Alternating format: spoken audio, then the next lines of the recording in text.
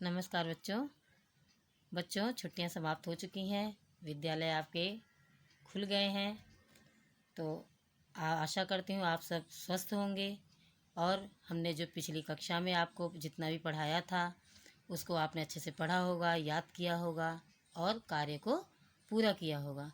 तो बच्चों अब हम आगे की पढ़ाई शुरू करेंगे। तो आइए आज हम संस्कृत विषय का पाठ 6 पढ़ेंगे, जिसका नाम है प्रदूषणम यानी प्रदूषण। इस पाठ में बच्चों परस्मै पद और आत्मनेपद धातुएं जो है उनका प्रयोग किया गया है। तो आइए देखें। संस्कृत में प्रदूषण के बारे में संस्कृत में लिखा गया कि प्रदूषण क्या है, कितने प्रकार का है, इनसे क्या हानियां होती हैं, इसको किस तरीके से हमें रोकना चाहिए, ये सब बातें इस पाठ के अंतर्गत बताई गई हैं। तो आइए शुरू करते हैं। न केवलम अस्माकं देशे अपितु संपूर्णे जगति प्रदूषणस्य आधिक्यम वर्तते। न केवल अस्माकं हमारे देश में, अपितु बल्कि संपूर्ण जगति विश्व में प्रदूषण का आधिक्यम वर्तते आधिक्य है। न केवल हमारे देश में बल्कि पूरे संसार में प्रदूषण अधिक है। ग्रामेषु तु प्रदूषणं न्यूनतया दृश्यते। ग्रामेषु गांव में, तू का अर्थ है तो। तू बच्चों अव्यय शब्द है, इसका अर्थ है तो। प्रदूषण न्यूनतया दृश्यते कम दिखाई देता है। गांव में तो प्रदूषण न्यूनतया कम दिखाई देता है। परम अस्माकं नगरेषु महानगरेषु च प्रदूषणस्य समस्या आधिक्येन वर्धते। परंतु अस्माकं हमारे नगरेषु नगरों में और चाकार्थ है और महानगरों में प्रदूषण की समस्या अधिक हो रही है, बढ़ रही है। परंतु हमारे नगरों में और महानगरों में प्रदूषण की समस्या अधिक बढ़ रही है। अद्य तु समस्तं पर्यावरणं प्रदूषणयुक्तं दृश्यते। अद्य आज अव्यय शब्द है, तू का अर्थ है तो। आज तो समस्त पर्यावरण प्रदूषणम युक्तम दृश्यते प्रदूषण युक्त दिखाई देता है। आज तो समस्त पर्यावरण प्रदूषण युक्त दिखाई देता है। प्रदूषणानि नानाविधानि भवन्ति। प्रदूषण नाना प्रकार से अनेक प्रकार से, भवन्ति का अर्थ है होते हैं। यथा जैसे वायु प्रदूषण, जल प्रदूषण, ध्वनि प्रदूषण, मृदा प्रदूषण च और मृदा प्रदूषण। मृदा का अर्थ है मिट्टी।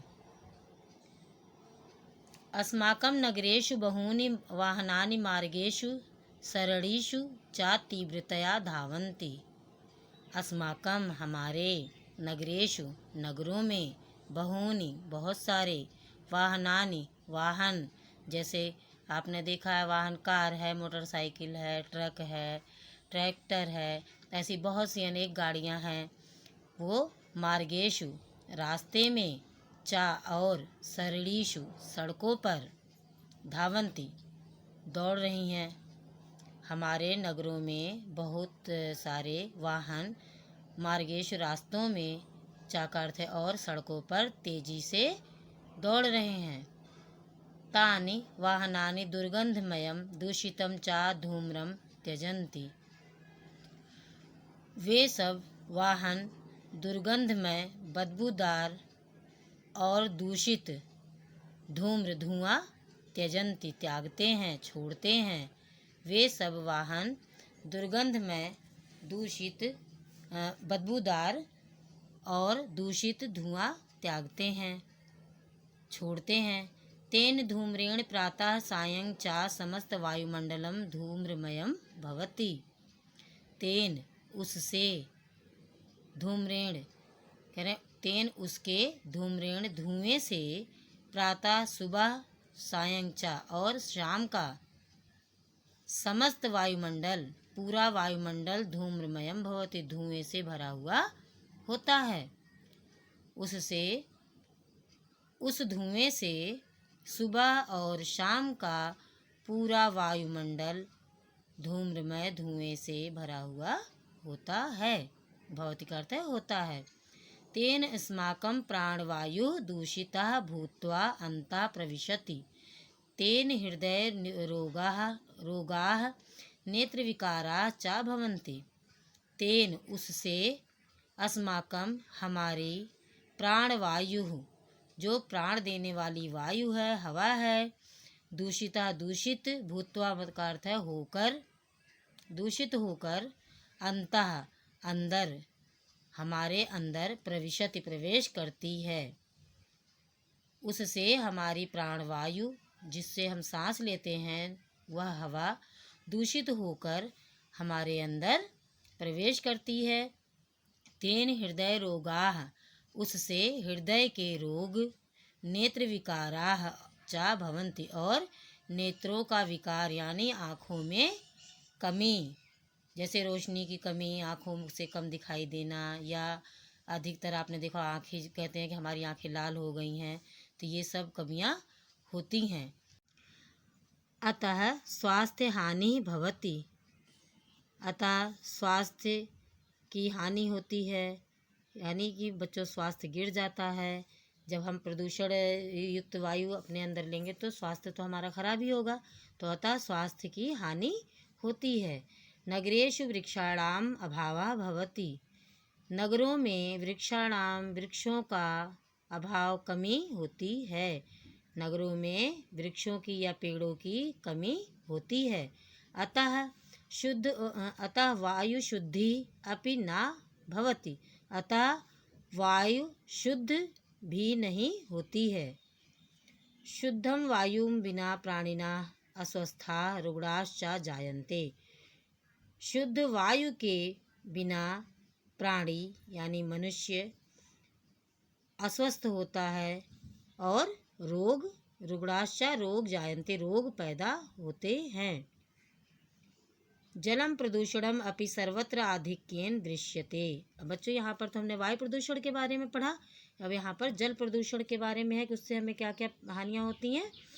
जल प्रदूषणम अपि सर्वत्र आधिक्येन दृश्यते जल प्रदूषण भी सर्वत्र सब तरफ आधिक्येन अधिक दिखाई दृश्यते का अर्थ दिखाई देता है। जल प्रदूषण भी सब तरफ अधिक दिखाई देता है। नगरेषु उद्योगशालानां प्रदूषितं जलं नालिकानां नालानां च माध्यमेन जलाशयानां गंगायमुनयोः जलमपि प्रदूषयति। नगरों में उद्योगशाला से में प्रदूषित जल नालियों नालिका नाम नालियों चा का अर्थ है और नालों के माध्यम से जलाशयों में गंगा यमुना के जल को भी प्रदूषित करता है। नगरों में उद्योगशाला नाम बच्चों उद्योगशाला जो हमारी फैक्ट्रियां हैं उनका जो गंदा पानी निकलता है वो सीधा नालियों में गिरता है। नालियों से फिर वह बड़े नालों में जाता है और नालों के माध्यम से वह जलाशय जो होते हैं हमारे तालाब हैं सरोवर हैं गंगा यमुना जो नदियां हैं हमारी उनके जलों में मिलकर उस जल को प्रदूषित करता है। तो यही बात यहाँ पर बताई गई कि नगरों में उद्योगशाला से प्रदूषित जल नालियों में और नालियों और नालों के माध्यम से जलाशयों के और गंगा यमुना के जल को भी प्रदूषित करता है।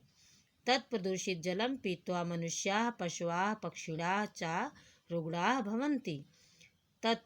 उस प्रदूषित जल को पीकर मनुष्य पशु पक्षिणः पक्षी और चा का अर्थ है और रुग्णा रोगी भवन्ति होते हैं। उस जल को उस प्रदूषित जल को पीकर मनुष्य, पशु और पक्षी रोगी होते हैं।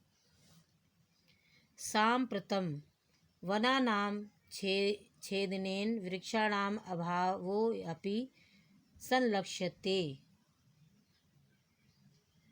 साम्प्रतम अब, इसका अर्थ, सांप्रतम का अर्थ है अब, वनानाम वनों को, छेदनेन काटने से, छेदनेन का अर्थ है काटने से, वृक्षाणाम वृक्षों का, अभायोपि अभाव भी, संलक्ष्यते हो रहा है। अब वनों को काटने से पेड़ों का अभाव या पेड़ों की कमी भी हो रही है। अतः वृष्टि न भवति।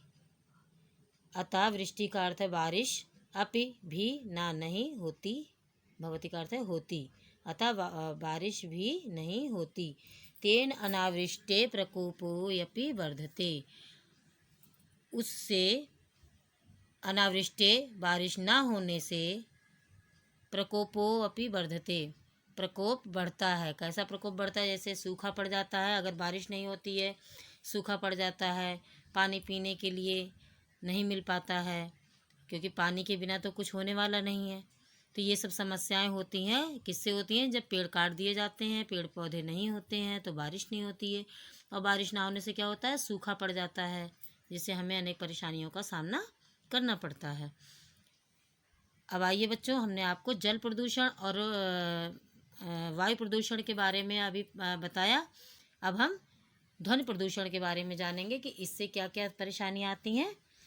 नगरेषु बहुसंख्यकानां वाहनानां चलनेन तेषां ध्वनिः उत्पादकैः यन्त्रैः यन्त्रालयानां कोलाहलेन सर्वं वायुमण्डलं गुंजितं भवति।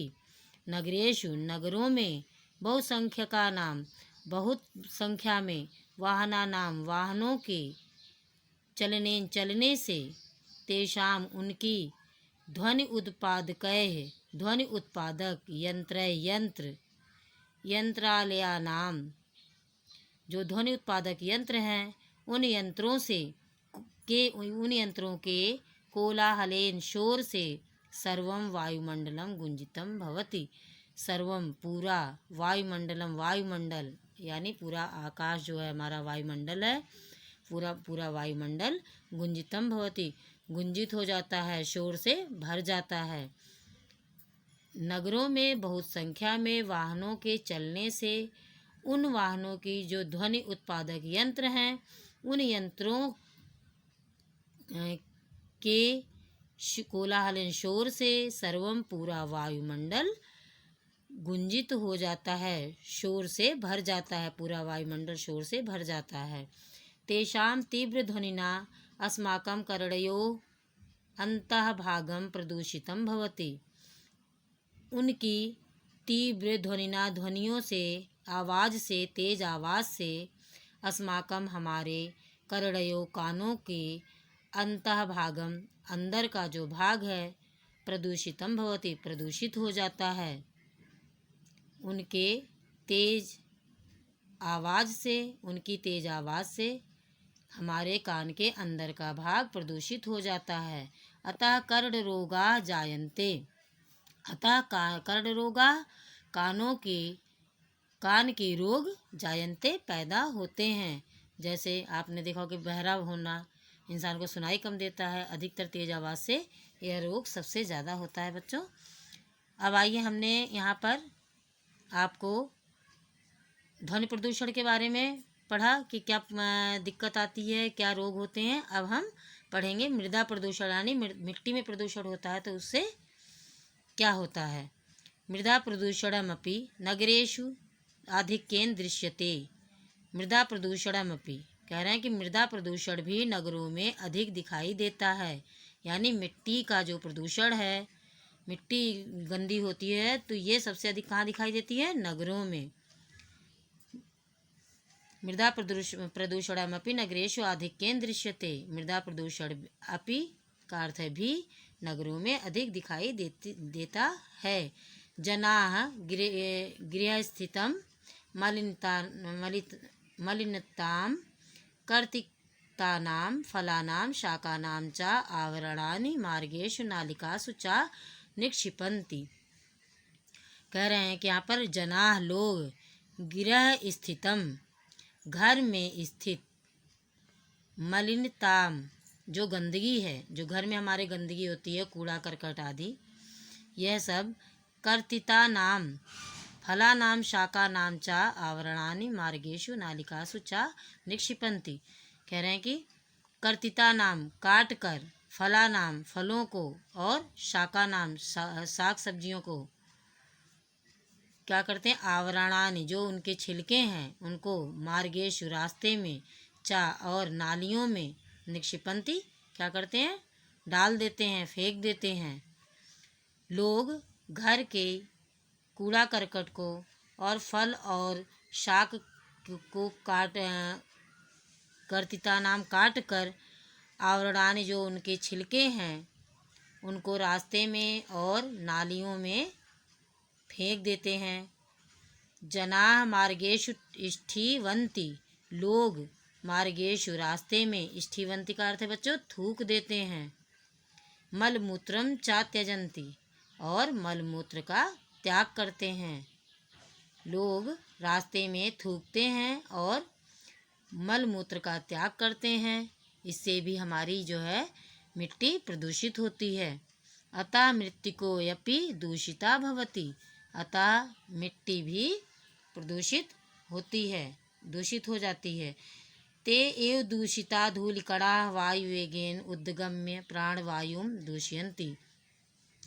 वे ही दूषित धूलिकणा धूल के जो कण होते हैं, वायुवेगेन वायु के हवा चलने से, उद्गम्य उड़कर, प्राणवायु दूषयन्ति जो हमारी प्राणवायु है, जो हम सांस लेते हैं, जो हवा हमारे अंदर जाती है वह दूषित हो जाती है। दूषयन्ति दूषित हो जाती है। उससे ही दूषित धूल कण के जो कण हैं वो वायु के तेज चलने से उद्गम्य उड़कर प्राणवायु को दूषित करते हैं। अतः अस्माकं स्वास्थ्यं नश्यति, अतः हमारा स्वास्थ्य नष्ट हो जाता है, हम अस्वस्थ हो जाते हैं, हमें अनेक प्रकार के रोग हो जाते हैं। तो बच्चों आपको मैंने प्रदूषण कितने प्रकार के होते हैं ये मैंने बताया। प्रदूषण 4 प्रकार के होते हैं, वायु प्रदूषण, जल प्रदूषण, ध्वनि प्रदूषण और मृदा प्रदूषण। तो आपको हमने चारों के बारे में बताया कि इनसे हमें क्या क्या परेशानियां होती हैं और क्या क्या रोग होते हैं। तो आशा करती हूँ आपको अच्छे से यह पाठ समझ में आया होगा। आप इसको अच्छे से बार बार पढ़ेंगे और समझेंगे, जिससे आपको अच्छे समझ में आ जाए। और एक पैराग्राफ आपको सुलेख अवश्य लिखना है, जिससे आपकी राइटिंग अच्छी हो जाए और आप बोल कर लिखेंगे, जिससे उच्चारण भी आप अच्छा कर सकें। इसी के साथ धन्यवाद।